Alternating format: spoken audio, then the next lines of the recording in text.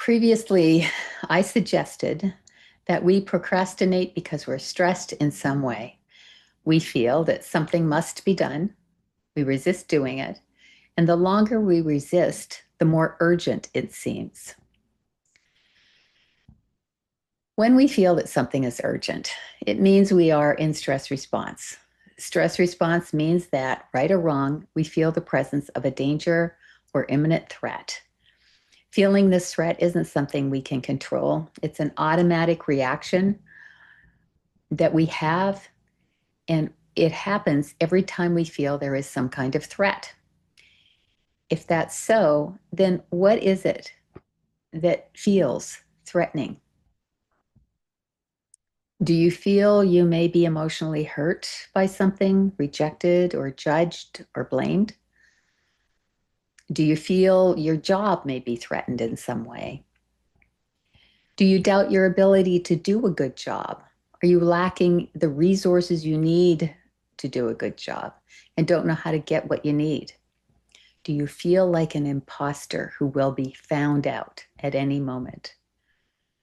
Are you afraid you might fail, or are you afraid you'll actually succeed? And then what? Are you doing something you don't really believe in or are convinced of, but feel the threat of demotion or of being passed over if you don't do it? All of these threats could be real, or they could be because we don't believe in ourselves in some way. In other words, they could be in our heads. Either way, procrastinating only makes things worse. We all know that. So, what could you do if you're feeling this kind of anxiety and worry? You can begin by getting clear on what it is that's making you anxious. Is, is it the environment you're in? A bully for a boss, for instance? A toxic workplace? A work environment that you feel out of place in and haven't been able to shift? I've worked with many young people who feel they aren't being promoted fast enough or given the more challenging jobs. They see colleagues get these opportunities and not them. They get angry, possibly begin to doubt their own abilities. They begin to lose interest, leave things to the last minute, then do a less than perfect job as a result. This eventually gets noticed and takes them further from getting the opportunities they feel they can rise to. Let's take this situation as an example of an environment that is causing stress and anxiety and is leading you to procrastination. Imagine that this is you. You feel you really can't move jobs or afford to take some downtime to look for something more satisfying. In that case, the only thing left is to shift your perspective. Instead of focusing on what is wrong with the job, focus on what is good about it. Instead of getting angry, find ways to make yourself more useful. If your boss really is a bully, then you can try complaining to HR. But most likely, you will need to get out of that toxicity and find something better. So prepare for that. Save whatever you can.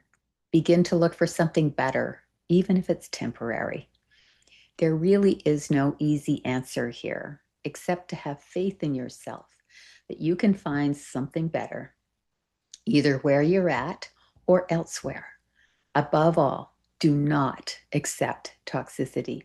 It will only hurt you. I've had the experience of being in a toxic environment. At first, I refused to believe it. I would blame myself and come up with excuses for others. I would explore possibilities that explained the situation and then try something to fix it. After I failed, I'd look for other possibilities. I could do this endlessly, but eventually, after failing over and over, after consulting with friends and colleagues, I would be forced to conclude that it was the environment and not me, and then leave. Why it took me so long was that I actually didn't trust myself. I didn't have faith in myself enough to be clear about what was really happening. It wasn't until I did learn to trust myself that I was able to truly move on. If the environment is fine, then it might be your own self-assessment that is stopping you. Or like me, if the environment is toxic, your own self-assessment may be preventing you from seeing clearly what is going on. Either way, learning to trust yourself is key. The question, do I trust myself, needs to be asked and answered. If you don't trust yourself, procrastination will often be lurking so that you don't have to come face to face with the fear of failing in the environment. I cover this topic in other video blogs, and I'll list them below. Learning to trust yourself isn't easy, but it is well worth the effort because while procrastination won't likely go away entirely, it will stop being the problem for you that it is today. I hope you enjoyed this series on procrastination. If so, subscribe to my YouTube channel to get more video blogs from me as they get posted.